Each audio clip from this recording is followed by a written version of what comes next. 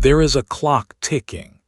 You cannot see it, but you can feel it in the quiet moments of your life. A faint, persistent, and undeniable rhythm in the background of your existence. It is the clock of your own mortality, and every tick is a moment of your one, precious, and non-refundable life vanishing forever into the past. And if you are like 99% of people, you are living as if you have an infinite supply of those ticks. You are sleepwalking. You are drifting through your days on a gentle current of routine, of comfort, of someday. You tell yourself that someday you will start the business. Someday you will get in shape. Someday you will write the book, travel the world, have the difficult conversation, and tell the people you love how you truly feel. Someday is the most dangerous word in the human language. It is the lullaby of the mediocre. It is the anesthetic that numbs you to the terrifying and magnificent reality of your own fleeting existence. This audiobook is the antidote to that anesthetic. It is a bucket of ice water to the face. It is a declaration of war on the tyranny of someday. We are here to install a new operating system, a new philosophy for your life, based on a single, simple, and world-altering premise. Live this day as if it were your last. This is not a morbid thought. It is the most life-affirming thought you can possibly have. Because the specter of your own death is not your enemy, it is your greatest ally. It is the ultimate tool for clarification, the ultimate catalyst for action, the ultimate filter for distinguishing what is profoundly important from what is utterly trivial. When you truly, deeply, and viscerally confront the reality that your time is finite, the excuses, the fears, and the hesitations that have held you captive for your entire life begin to crumble into dust. The fear of what other people will think becomes absurd. The paralysis of needing a perfect plan becomes a joke. The lure of the comfortable but unfulfilling path becomes a prison you are desperate to escape. This is not about being reckless. It is about being relentless. It is not about a hedonistic pursuit of fleeting pleasure. It is about a disciplined pursuit of profound meaning. It is about asking yourself at the beginning of this one precious day, if this were all I had, how would I spend it? What would I create? Who would I be? While the 99% are drowning in a sea of trivialities, worrying about things that will not matter in a week, let alone on their deathbed, you will learn to navigate by the North Star of your own mortality. You will learn to strip your life down to its essential, beautiful, and powerful core. You will stop planning to live and you will start living. This is your wake-up call. The ghost of the person you were meant to be is screaming at you to stop wasting time. The masterpiece that is your life is waiting for you to pick up the brush. The time for rehearsal is over. The curtain is up. To ensure you stay awake, to ensure you continue to receive the hard-hitting truths you need to live a life of purpose and urgency, subscribe to this channel right now. Don't be part of the 99% who hit the snooze button on their own lives. Be the 1% who rises to meet the dawn of their true potential. Subscribe now and let's begin. And if you find value by the end of this video, please leave a meaningful comment to keep motivating us to make content like this. Chapter 1: The Ultimate Ally, Confronting Your Own Mortality. Let us begin with the one truth that underpins every other. It is the truth that the 99% of people spend their entire lives actively avoiding, numbing, and denying. It is the truth that you will die. This is not a morbid or a negative thought. In the hands of a warrior, in the hands of an architect of their own life, this is the single most powerful, positive, and life-affirming tool you will ever possess. It is your ultimate ally. Your mortality is the ultimate filter for clarity. It is a powerful lens that, when you have the courage to look through it, instantly burns away the fog of the trivial and brings into sharp, undeniable focus the things that truly matter. The 99% live their lives in this fog. They are obsessed with small-minded worries, with petty grievances, with the pursuit of status and the opinions of people they don't even like. They are climbing a ladder, and they are so focused on the next rung that they never stop to ask if the ladder is leaning against the right wall. The deathbed perspective forces you to look at the wall.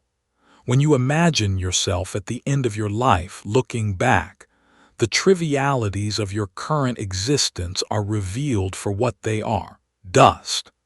The argument you had with a stranger, the email that made you anxious, the momentary embarrassment you felt when you tried something and failed, all of it vanishes. And what is left?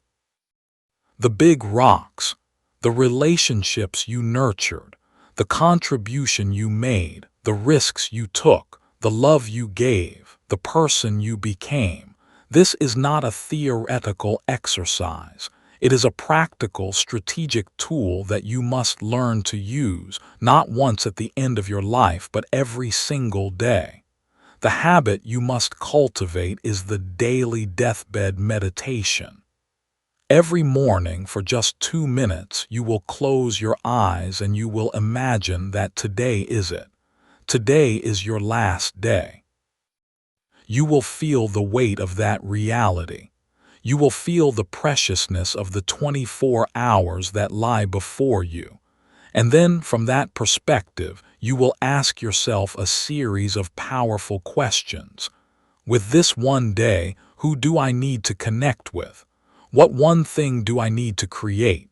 What fear do I need to face? What truth do I need to speak? This practice is a radical act of prioritization. It instantly shatters the illusion that you have an infinite amount of time. It introduces a sense of profound and productive urgency into your life. The 99% operate on a timeline of someday. You will now operate on a timeline of today. This changes everything. The project you have been procrastinating on for months suddenly becomes urgent. The "I love you have been meaning to say must be said now. The apology you have been withholding must be given now. The fear of failure that has kept you paralyzed becomes absurd. On your last day, what is there to fear? The only true failure on your last day is the failure to have truly lived. The 99% are afraid of death, so they deny it. The winner, the warrior of life, befriends death. They use it as their most trusted advisor. They understand that the finite nature of life is what gives it its meaning. A game that has no end is a pointless game. It is the final whistle that makes every play, every moment, so critically important. You must stop living as if you are a god, an immortal being with an infinite horizon. You are a mortal. Your time is a burning fuse. This realization is not a cause for despair. It is the ultimate cause for celebration and for action. It is the permission you have been waiting for to stop playing it safe, to stop caring about the small stuff, and to start living a life of bold, authentic, and unapologetic purpose. Your mortality is not a curse. It is a gift. It is the gift of urgency. It is the gift of clarity. It is the gift of a life that is not measured in its duration but in its depth. The 99% are trying to live a long life. You will be different. You will focus on living a full life, a life so rich and so deep that you could live 100 years and still not exhaust its meaning. This is the first and most important reframe. Your death is not the enemy of your life. It is the architect of it. Embrace your mortality. Use it as your fuel. Let it be the constant, quiet whisper in your ear that says, "Now, the time is now." Chapter 2: The Tyranny of Tomorrow, Destroying the Sickness of Someday. You have confronted your ultimate ally, your own mortality. You now understand on a deep, visceral level that your time is finite. This awareness is your sword. Now, it is time to use that sword to slay the single greatest thief of human potential, the silent killer of more dreams than all the failures and setbacks in the world combined. That thief is the idea of tomorrow. Tomorrow is the most seductive and dangerous word in the human language. It is a mystical, magical land where all of your goals will be achieved, where all of your hard work will be done, and where the best version of yourself resides. The 99% of people are citizens of this land. They live their entire present lives in the service of this fantasy. I will start the diet tomorrow. I will make the sales call tomorrow. I will start writing the book tomorrow. Tomorrow is the perfect excuse. It allows you to feel the comfort of having an intention without ever having to face the discomfort of taking an action. It is a form of psychological anesthetic. It numbs you to the pain of your own inaction in the present moment. It is a lie you tell yourself to make the mediocrity of your today more palatable. This is the sickness of someday, and it is a terminal disease for your potential. You must see tomorrow for what it truly is: a concept, a fantasy, a direction on a compass that does not exist. The only reality you have, the only time you can ever take an action, the only moment where your life is actually lived is now. The second habit of a person who lives like it is their last day is that they have declared a total and unconditional war on the idea of tomorrow as a repository for their ambitions. They are a citizen of today. Their mantra is not someday, but this day. The 99% see today as a rehearsal for the real performance of tomorrow. The winner knows that today is the only performance they are guaranteed. They are not saving their best for a future that may never arrive. They are giving their all on the stage of this one single day. To win this war, you must first understand the enemy's tactics. The tyranny of tomorrow is perpetuated by your own default self, your inner saboteur. Its greatest weapon is the justification. It is a brilliant lawyer, capable of constructing a flawless, logical-sounding case for why you should wait. You're too tired today. You're not ready yet. You need to do more research.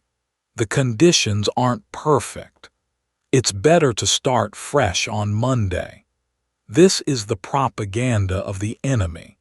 You must learn to see these thoughts not as rational arguments, but as the whispers of the thief who is trying to steal another day of your life from you.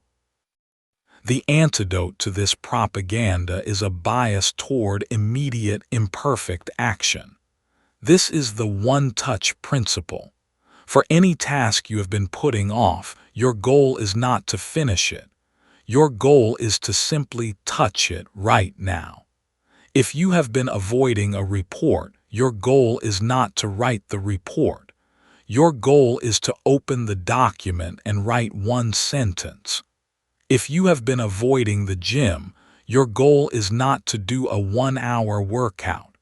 Your goal is to simply put on your workout clothes. This is the principle of the minimum viable action. You are making the act of starting so ridiculously small that your default self's justifications become absurd. This small action is a powerful blow against the tyranny of tomorrow. It breaks the spell of inaction. It proves to you that you can act, even when you don't feel like it. It generates momentum. That one sentence often becomes a paragraph. Putting on the workout clothes often leads to walking out the door. You are using the action of today to create the motivation for today. You must also change your language. Your words shape your reality. You will eliminate the words tomorrow, someday, and soon from your vocabulary when it comes to your goals. You will replace them with today, now, and a specific time on your calendar. Your goal is not "I'll start my business soon." Your goal is today, at 2 p.m., I will make one phone call to a potential customer. You are replacing a vague, powerless wish with a specific, time-bound, and non-negotiable command. The 99% live in a perpetual state of planning to live. They have a beautiful blueprint for a house they will build tomorrow. The winner is a messy builder of today. They are out there in the mud and the rain, laying one imperfect brick. At the end of the day, the planner has a perfect plan on paper. The builder has a wall. It might be a crooked wall, but it is real. It exists. They have made progress. You must become a builder of today. See tomorrow as the enemy. See someday as the poison it is. Every time you hear those words in your own mind, you must recognize them as the siren song of mediocrity, the call to return to the comfortable prison of your default self. Your sword in this fight is your mortality. If this were your last day on earth, the idea of tomorrow would be revealed for the absurd fantasy that it is. There is no tomorrow. There is only the magnificent, terrifying, and opportunity-filled reality of this one day. Seize it. Chapter 3: The Audit of Regret, Your Compass for Action. You are now armed with the ultimate focusing lens, your own mortality, and you have declared war on the thief of tomorrow. You are operating with a new and powerful sense of urgency. But urgency without direction is just chaos. A car that is driven at 100 miles per hour is only useful if it is heading toward the right destination. If not, it is just a faster way to crash. The third habit of a person who lives like it is their last day is to use that sense of urgency to conduct a ruthless and clarifying audit of regret. They use the specter of their future regret as a powerful compass to guide their actions in the present. The 99% of people are driven by the pursuit of pleasure and the avoidance of short-term pain. Their daily decisions are guided by the questions: what will feel good right now? And what is the easiest path? This is a short-sighted and ultimately disastrous navigation system. It leads to a life that is comfortable in the moment, but is haunted by a deep and pervasive sense of regret in the long run. The winner, the strategist of a well-lived life, uses a different navigation system. They are guided by a more powerful and more terrifying question. If today were my last day, what would I regret not having done? This question is not about long-term, far-off regrets. It is an immediate and practical tool for prioritizing your actions for this one single day. The audit of regret is a daily practice, best performed in the morning as part of your ritual of intention. You will sit with this question and you will be brutally honest with yourself. You can break it down into key areas of your life. First, your contribution. What is the one act of creation, the one piece of your unique work, that you would regret not having moved forward on today? Is it writing one page of your book? Is it making the one sales call that could land your business a major client? Is it sketching the one design that is in your head? On your last day, you will not regret the failures. You will regret the things you did not even try. You will regret the music that you died with still inside you. The audit of regret forces you to identify the one creative act that you must perform today to honor that music. Second, your connections. Who is the one person that you would regret not having connected with on a deeper level today? Is it your partner to whom you have been distant? Is it your child who you have been too busy for? Is it your old friend who you have been meaning to call for months? On your last day, you will not be thinking about your emails or your projects. You will be thinking about the people you love. The audit of regret forces you to make a deposit in your most important relationships today. It forces you to say the "I love you," to give the hug, to have the meaningful, phone-free conversation that your default self would have put off until tomorrow. Third, your courage. What is the one fear that you would regret not having faced today? Is it the fear of speaking up in a meeting? The fear of asking for the raise? The fear of having that difficult but necessary conversation? The 99% live their lives in a small cage built by their fears. The audit of regret is the key to that cage. It puts your fears into perspective. The fear of embarrassment is nothing compared to the regret of a life half-lived. This question gives you the courage to take the one small, terrifying step that will expand your cage today. Fourth, your consciousness. What is the one simple experience of being alive that you would regret not having fully savored today? Is it the taste of your morning coffee? The feeling of the sun on your skin? The sound of the rain? The 99% are ghosts in their own lives, their minds constantly lost in the past or the future, never truly present for the simple, beautiful miracle of their own existence. The audit of regret is a call to presence. It is a reminder to not just rush through your day, but to actually live it. This audit will generate your true to-do list for the day. It will give you your 3 or 4 non-negotiable victory conditions. This is not a list of 20 trivial tasks. This is a short, powerful, and deeply meaningful list of the actions that will ensure that if the sun sets on your life tonight, you will be able to rest with a sense of peace and completion. The 99% are haunted by the ghosts of their potential.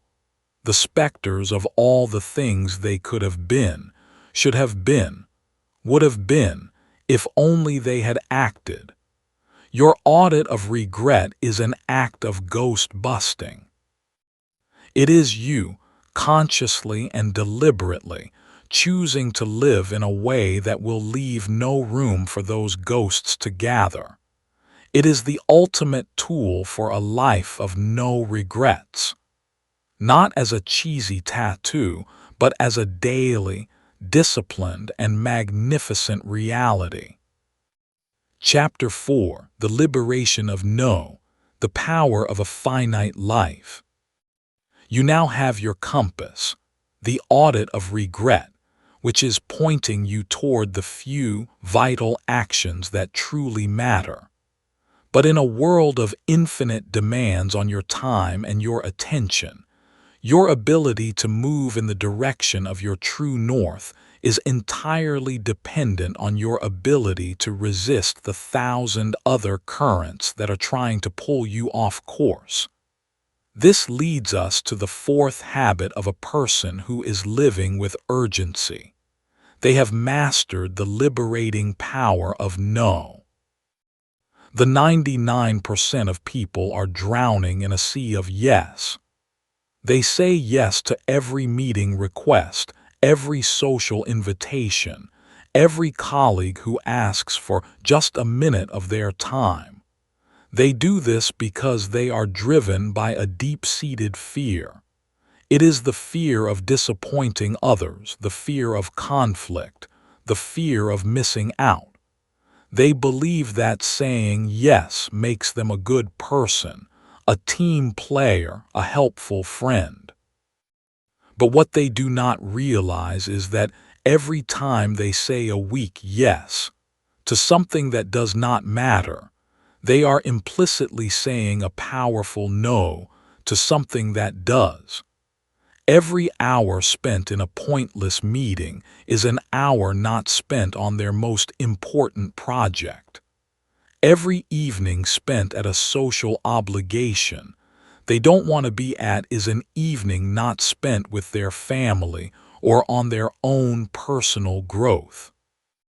Their life is a chaotic collection of other people's priorities, and their own most important goals are left with the leftover scraps of their time and energy. They are not the architect of their own life. They are merely a contractor, building small additions onto everyone else's houses. The winner, the person living like it is their last day, understands a profound and simple truth. A finite life requires a finite list of priorities. They know that to achieve anything of significance, you must have the courage to be a ruthless editor of your own life. You must be willing to say no to the good, so that you can say a powerful, focused yes to the great. The lens of your own mortality is the ultimate tool for this. When you are looking at an opportunity or a request through the filter of, if this were my last day on earth, would I do this? The answer becomes brutally and beautifully clear. Would you spend your last precious hours in a 2-hour meeting with no clear agenda? Would you spend your last evening making small talk with people you don't care about? Of course not. You would be ruthless in protecting your time for the people and the projects that give your life meaning. You must begin to apply this filter, not just in theory, but in practice, every single day. Mastering the art of no is a skill. It will be uncomfortable at first. Your people-pleaser instinct will scream in protest. You must learn a few simple, powerful techniques. First, you must learn to separate the decision from the relationship. You are not rejecting the person, you are rejecting the request. You can say no with grace and with respect. A simple, Thank you so much for thinking of me, but my focus is committed elsewhere right now, so I won't be able to, is a complete and powerful response. You do not need to provide a long, elaborate excuse. No is a complete sentence. Second, you must have a clear yes to protect. It is much easier to say no to something when you have a powerful, pre-committed yes that it is in conflict with. When you have already scheduled your sacred hour in your calendar to work on your one thing, and someone asks for a meeting during that time, your answer is easy. I'm sorry, I have a prior commitment during that time. Your commitment is to your own priorities. Third, you must use the power of the pause. When a request is made, your default self will want to say yes immediately to avoid the discomfort of the moment. You must train yourself to pause. You will say, "Let me check my schedule and get back to you." This small buffer of time allows you to move out of your reactive, emotional brain and into your strategic, rational brain. It gives you the space to run the request through your last day filter and to make a conscious, aligned decision, rather than a knee-jerk, people-pleasing one. The 99% are living a life that is cluttered with the obligations, the agendas, and the priorities of others. They are so busy saying yes to the trivial that they have no space left for the magnificent. You must have the courage to be different. You must have the courage to be the ruthless guardian at the gate of your own life. You must understand that saying no is not an act of selfishness. It is an act of profound self-respect and strategic focus. It is the habit that clears the space, that creates the vacuum, into which your best life can finally begin to grow. Say no to the life of the 99% so you can say yes to the life you were born to live. Chapter 5: The Gift of Presence, Living in High Definition. The habit of living with urgency is not just about a frantic race to do more, to achieve more, to check more boxes before your time runs out.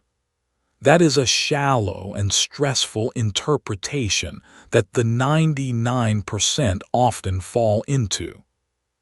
The fifth and most profound habit of a person who is living like it is their last day is that they learn to master the art of presence. They understand that the quality of their life is not just determined by the things they do, but by the quality of the attention they bring to the doing. They are not just trying to live a productive life. They are trying to live a vivid life. The 99% of people are ghosts in their own lives. They are physically present, but their minds are almost always somewhere else. When they are at work, they are thinking about their weekend plans. When they are at home with their family, they are thinking about the email they forgot to send. They are eating a meal while scrolling through their phone, not tasting a single bite. They are in a conversation, but they are rehearsing their next sentence in their head, not truly listening. Their life is a blurry, low-resolution movie that they are watching on a tiny screen in the back of their mind. They are sleepwalking through the magnificent, sensory experience of being alive, and they are mistaking the dream for the reality. The winner, the person living with the clarity of their own mortality, understands that the only place where life actually happens is in the present moment. The past is a memory. The future is a fantasy. The now is the only currency they have. And so, they train their mind to be where their body is. They learn to live in high definition. If this were your last day on earth, you would not spend it lost in a fog of anxious thoughts about the future. You would want to experience it, to savor it, to feel every last drop of it. You would pay exquisite attention to the taste of your final meal, to the sound of your loved one's voice, to the feeling of the sun on your skin. This is the state of presence, and it is a skill that can be cultivated. The first practice is to anchor yourself in your senses. Your mind is an untamed beast that wants to drag you into the past or the future. Your senses, your sight, your hearing, your touch, your taste, your smell, are your anchors to the present moment. Throughout your day, you must create small, deliberate rituals of presence. When you are drinking your morning coffee, for just the first 2 minutes, do nothing else. Just drink the coffee. Feel the warmth of the mug. Smell the aroma. Taste the flavor. You are training your mind to come back to the physical reality of the now. When you are walking from your car to your office, put your phone away. Feel your feet on the pavement. Notice the color of the sky. Listen to the sounds of the city. You are taking a 2-minute vacation from the noise of your own mind. The second practice is to master the art of monotasking. As we have discussed in other audiobooks, multitasking is a myth that fractures your attention and destroys the quality of your experience. When you are doing something, just do that one thing. When you are writing, just write. When you are reading to your child, just read. When you are listening to music, just listen. By giving your full, undivided attention to a single task or experience, you are not just being more effective, you are being more alive. The third practice is to transform your interactions. When you are with another person, the greatest gift you can give them is the gift of your full, undistracted presence. Put your phone away, out of sight. Make eye contact. Listen not just to their words, but to the emotion behind their words. Get curious. The 99% are half listening, their minds already formulating a response. The winner is fully receiving. This is what creates a deep and lasting human connection.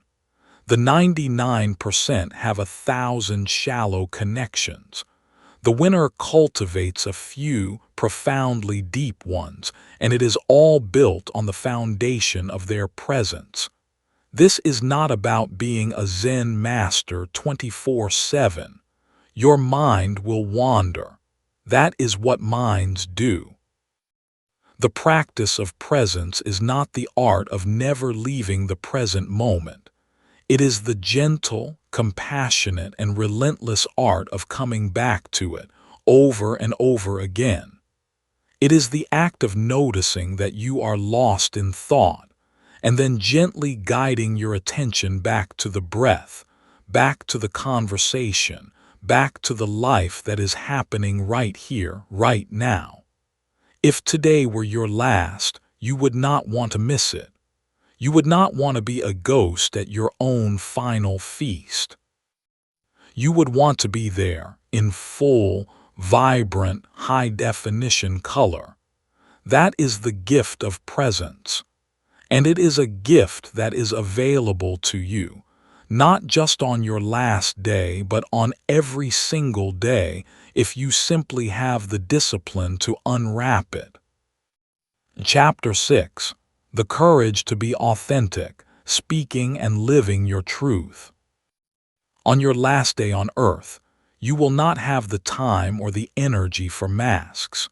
You will not be concerned with playing a role, with managing your image, or with being the person you think others want you to be.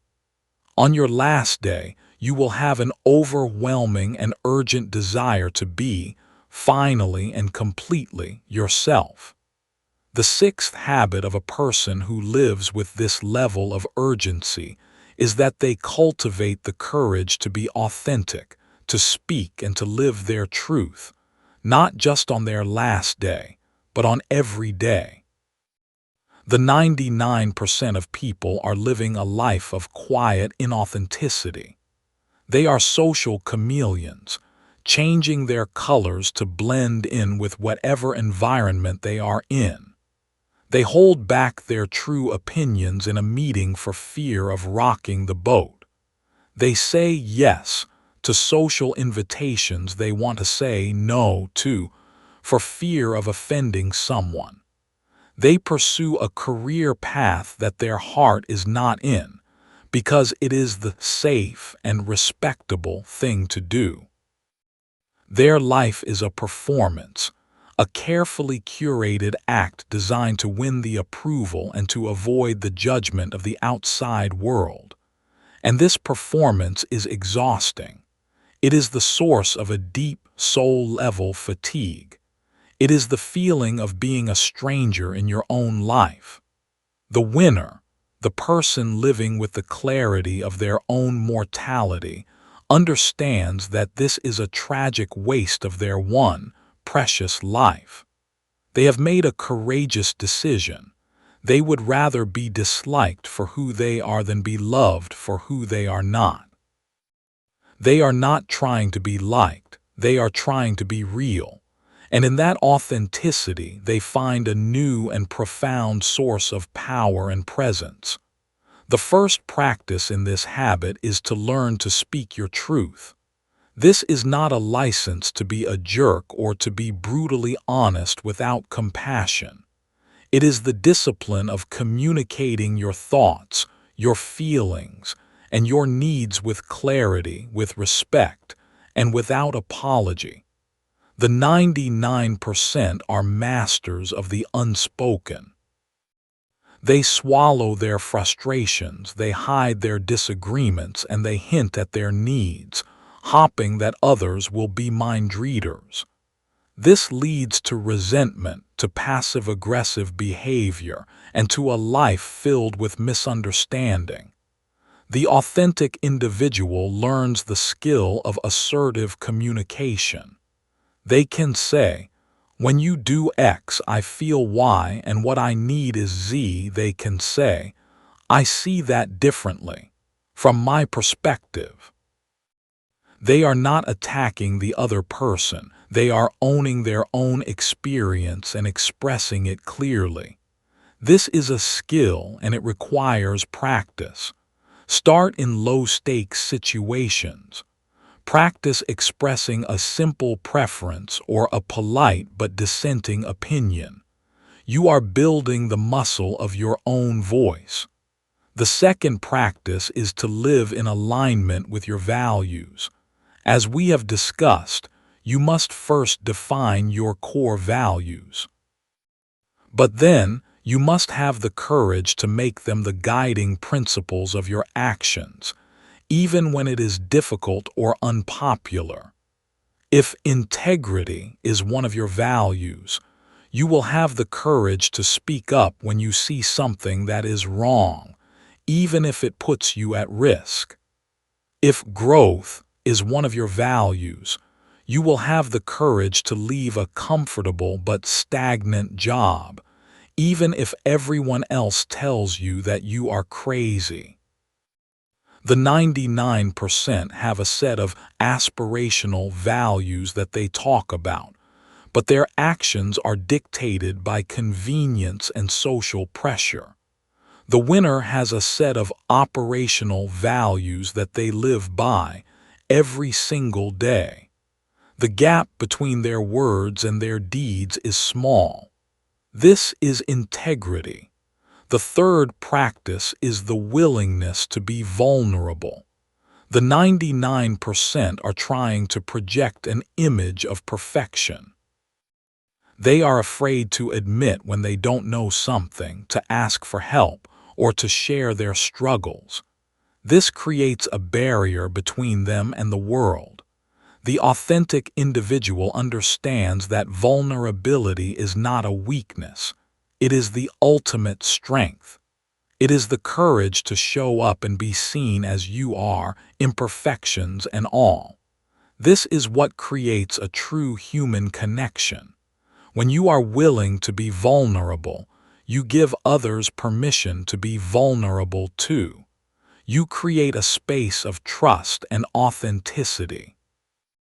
This is the heart of true leadership and true friendship. Living authentically is a courageous act. It means you will not please everyone.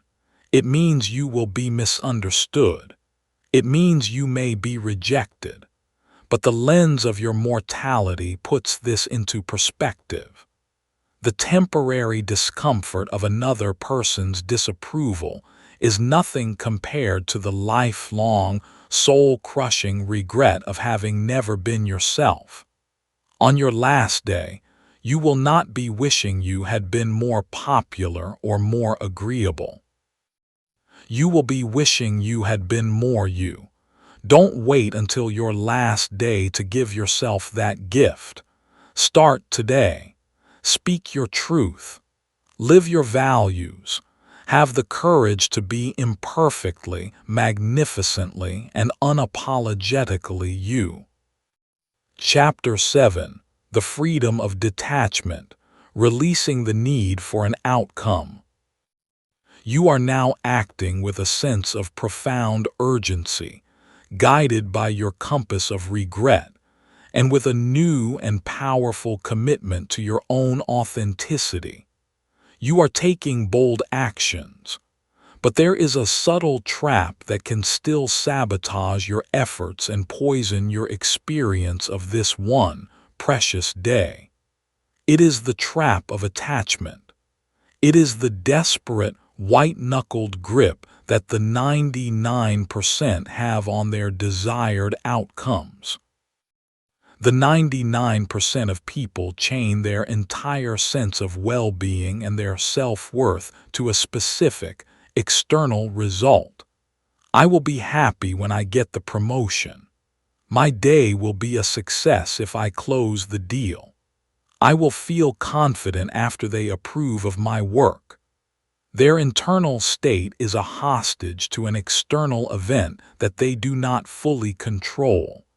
This is a recipe for a life of anxiety, frustration, and a constant feeling of being on an emotional roller coaster.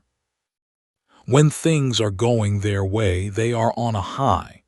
When they face a setback, they are in the depths of despair.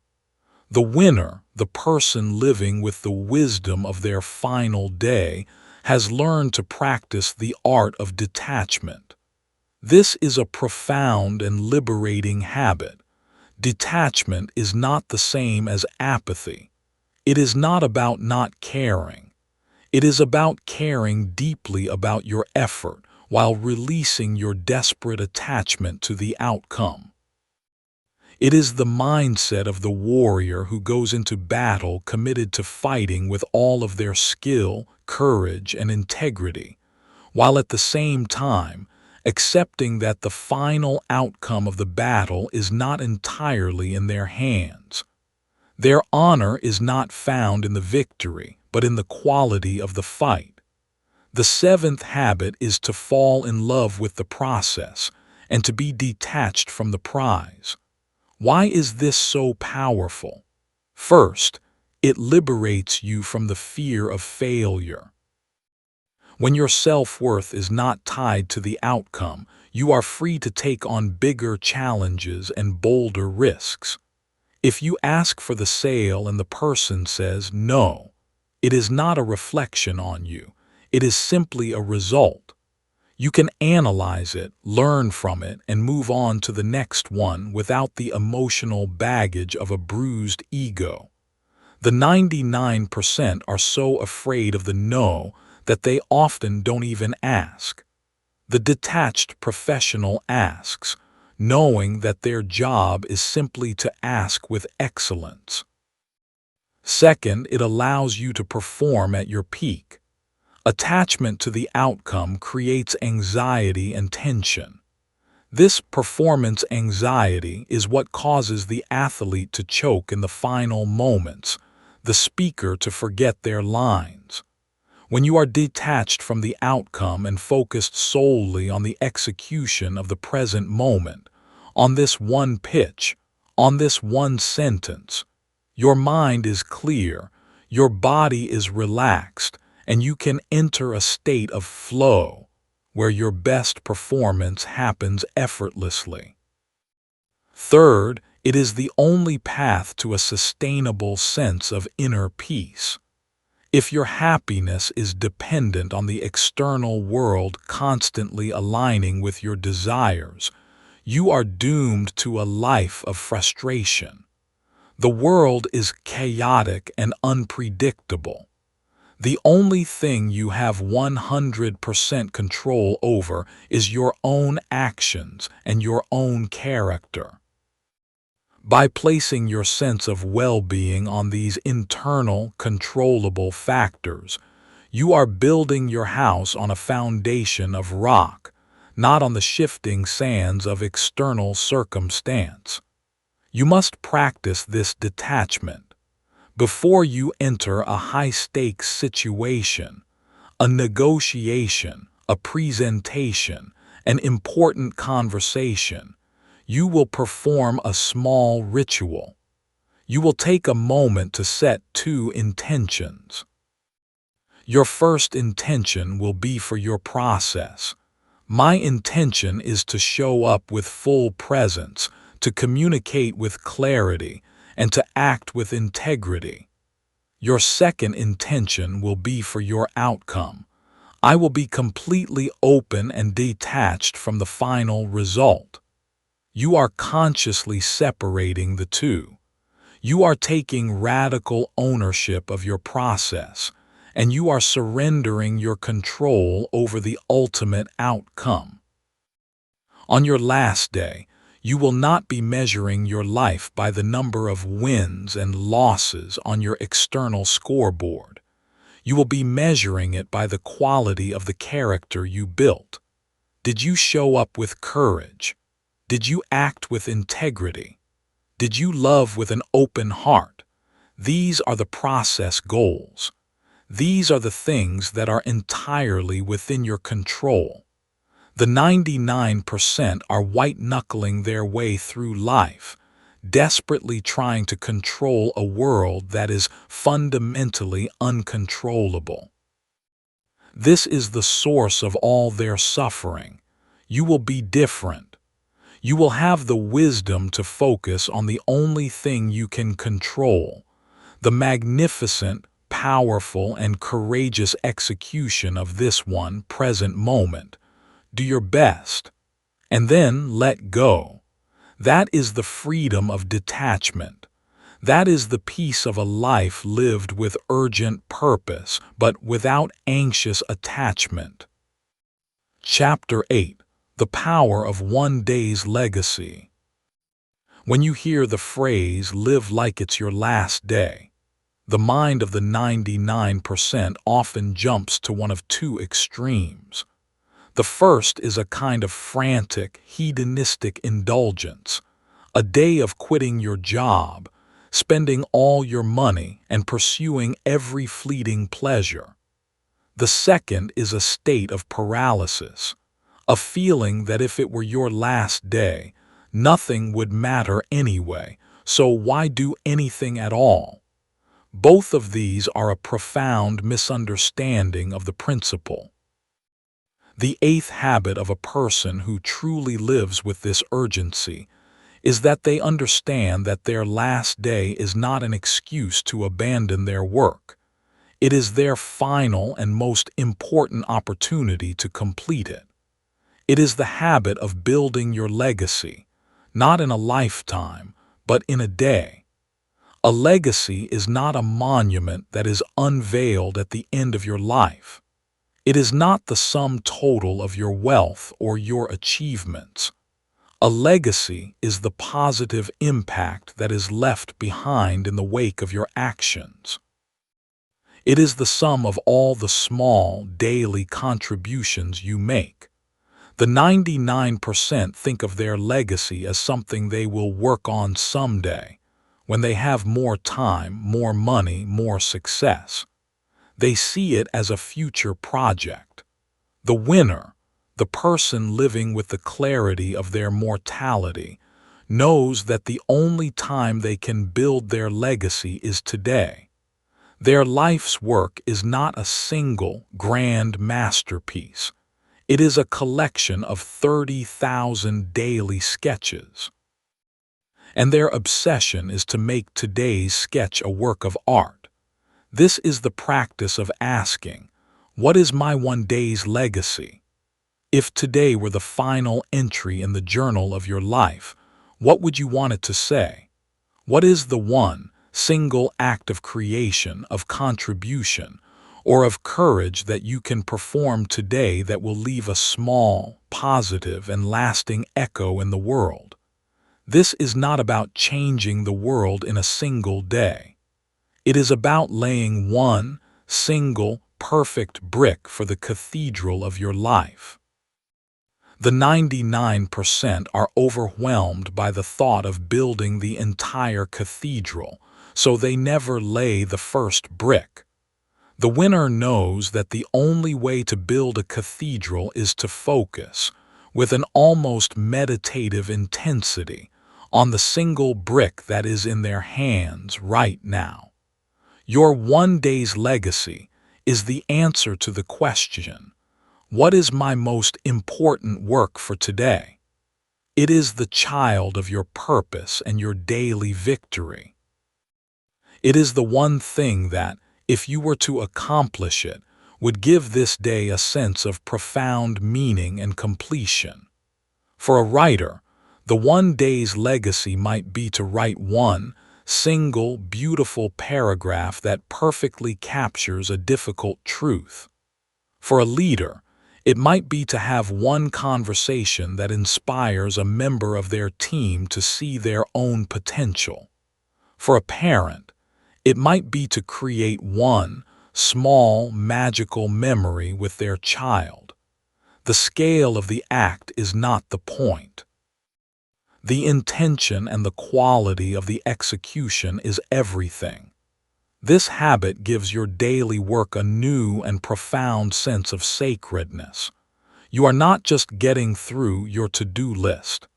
You are a craftsman, and this day is your piece of material. You are an artist, and this day is your canvas. You are trying to create something of quality, something that is a true expression of your values and your skill, something that you would be proud to sign your name to at the end of the day. This is the ultimate antidote to the shallow, distracted, and mediocre work of the 99%. It is impossible to do sloppy, half-hearted work when you are operating with the mindset that this might be the last piece of work you ever produce. This is not a source of pressure. It is a source of focus. It forces you to pour your entire being into the task at hand. It forces you to bring your best self to the table, not someday, but right now, in this moment. The 99% are living a life of disposable days. They get through Monday, hopping for Friday. They get through the year, hopping for their 2-week vacation. They are constantly trading the present for the future. The winner knows that there are no disposable days. Every single day is a chapter in their autobiography, and they are determined to make every chapter worth reading. So, what is your legacy for today? What is the one brick you will lay? What is the one beautiful sketch you will create? Identify it.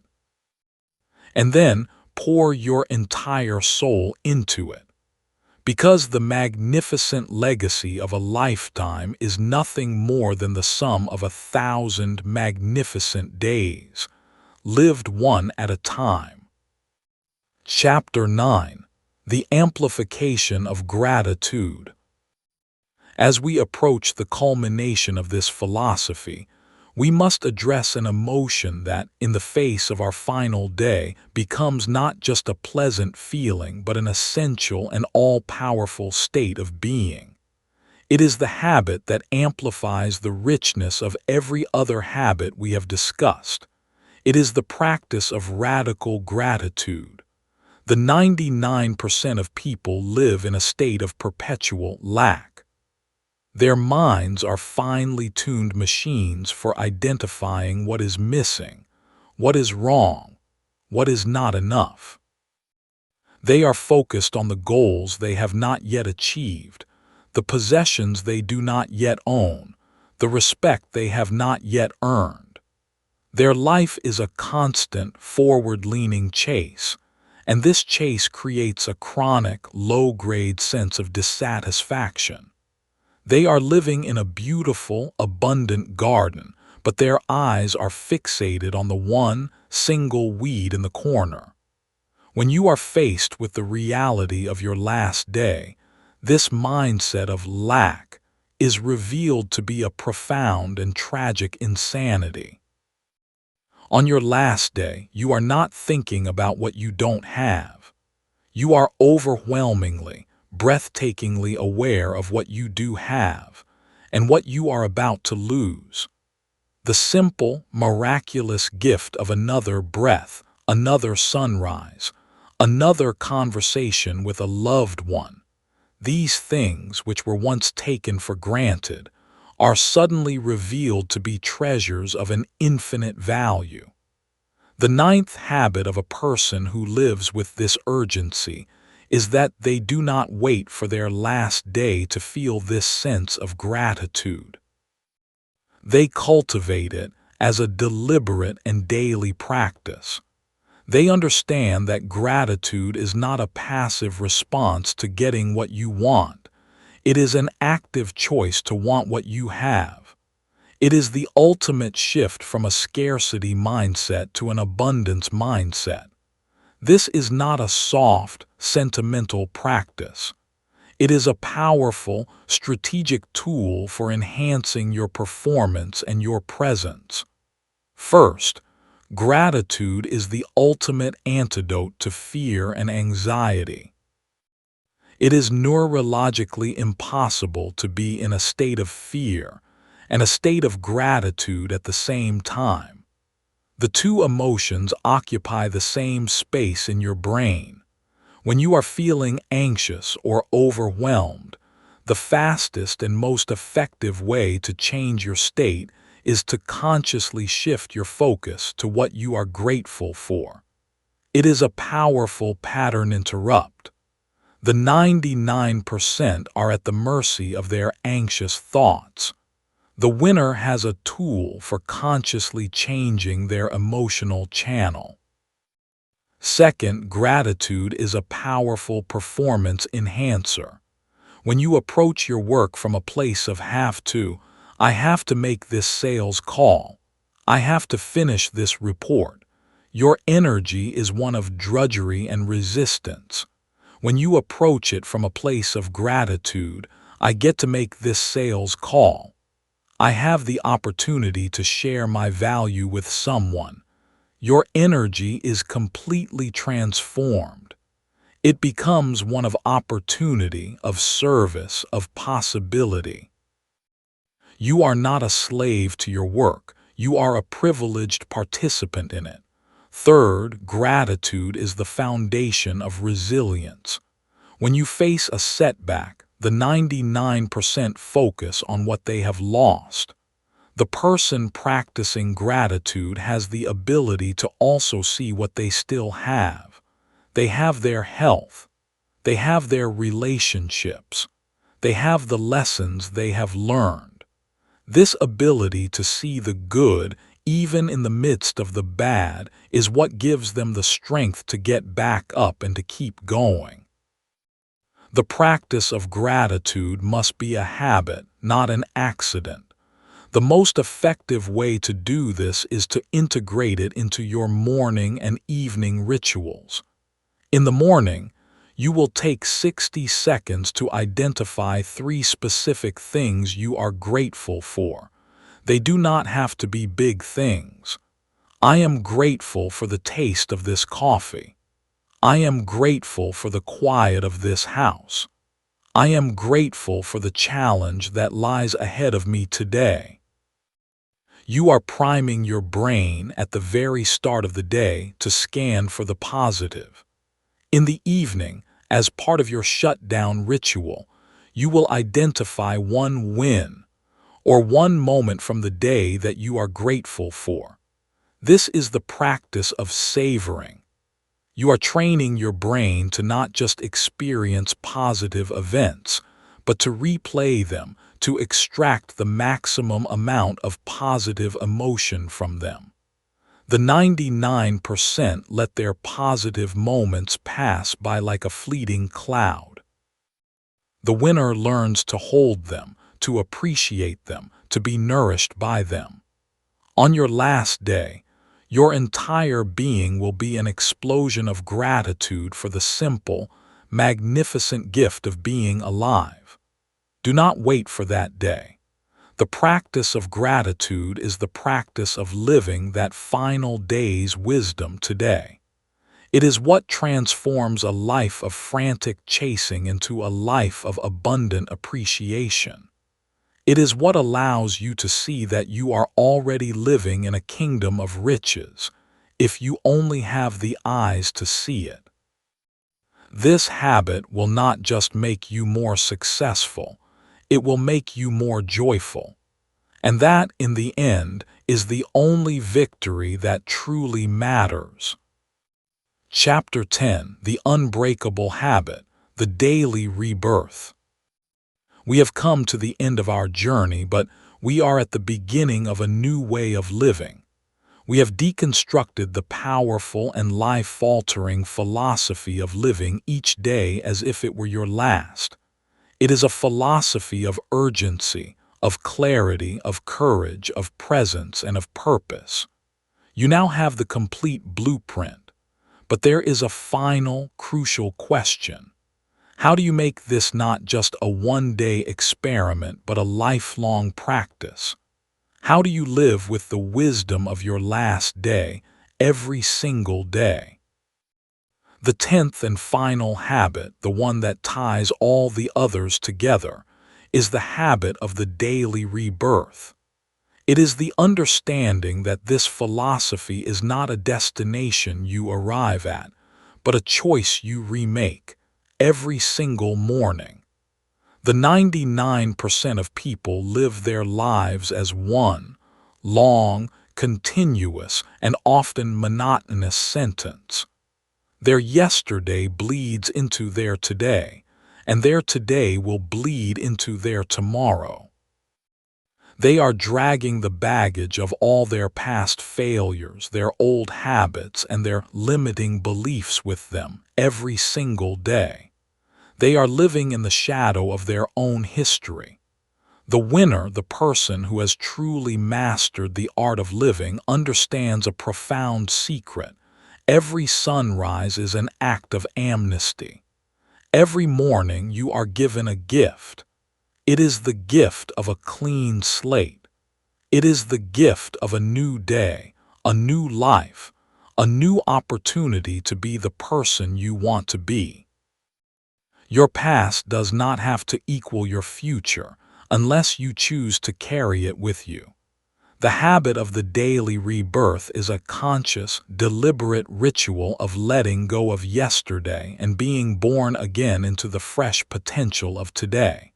It is a daily declaration of day one. The most powerful time to practice this is in the first few moments after you wake up. Before you pick up your phone, before you think about your to-do list, you will perform this simple, two-part ritual. The first part is to release. You will take one deep, powerful exhalation, and as you breathe out, you will consciously and intentionally let go of everything from the previous day. You will let go of the mistakes you made. You will let go of the things you didn't get done. You will let go of the negative interactions. You are forgiving yourself. You are giving yourself a clean slate. You are not the person who failed yesterday. You are a new person born into this new day.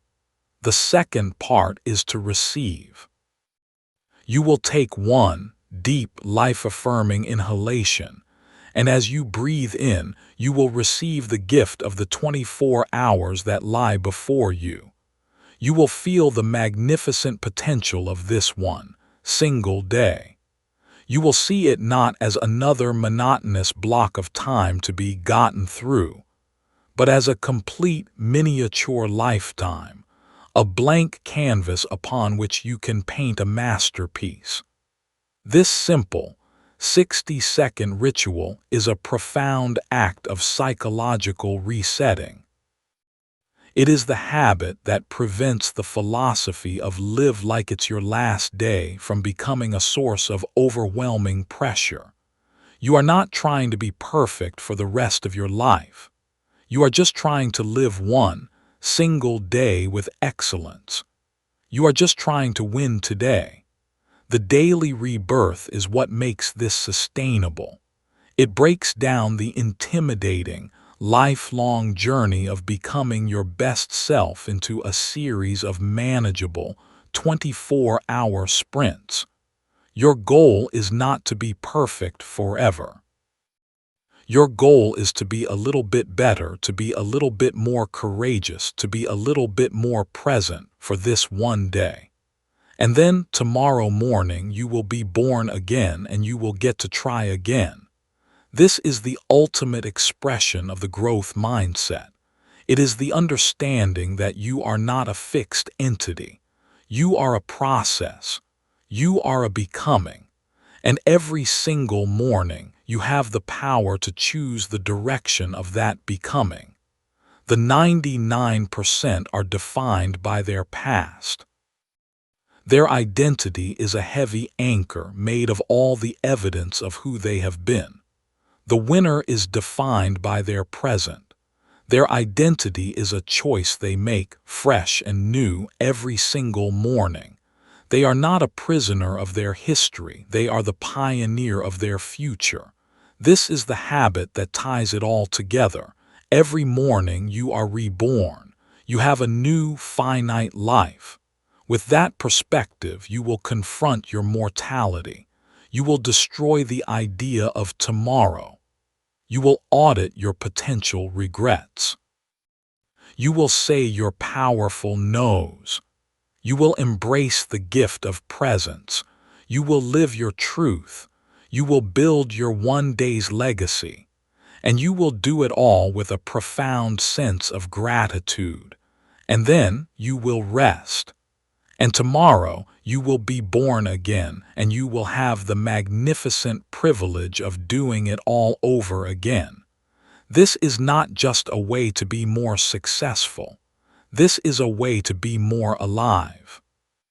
The closing. The final words have been spoken. The blueprint has been laid out. You started this journey as a sleepwalker, a drifter in the comfortable fog of someday. You now possess the ultimate wake-up call, the powerful and life-altering philosophy of living each day as if it were your last. You now know that your mortality is not your enemy, but your greatest ally. You know that the only time you have is now, and that the quality of your life is determined not in a lifetime, but in a day.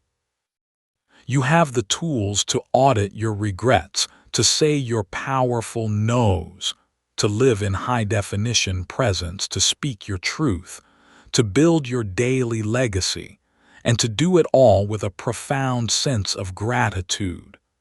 You know that the secret to a lifetime of growth is the daily act of rebirth. This knowledge is now a part of you. It is a flame that has been lit in the darkness of your old default way of being. But a flame is a fragile thing. The winds of your old habits, the comfortable rains of your old excuses, will try to extinguish it. The vast majority of people who have heard these words will feel their warmth for a moment, and then they will allow that flame to die, and they will return to the cold, gray world of the sleepwalker. But you are not most people. You have stayed to the end because you are ready to be the guardian of this flame. You are ready to protect it, to nurture it, and to use it to set your entire world ablaze with a new sense of purpose and power. The journey from the person you are to the person you are becoming is not a long one. It is the length of a single sunrise. It is in the choice you will make tomorrow morning. Will you be the person of yesterday, or will you be the person who is reborn? Will you live another day in rehearsal, or will you step onto the stage and give the performance of a lifetime? This is the only question that matters. This is no longer about self-improvement. This is about self-liberation. It is about breaking the chains of your own fear, your own procrastination, and your own comfortable mediocrity. It is about earning the right to look back at the end of this day and at the end of all your days and to say with a deep and quiet conviction, I lived. I truly lived. The clock is ticking. The new day is coming. The blank canvas is waiting. What will you create? The choice, as always, is yours. Begin.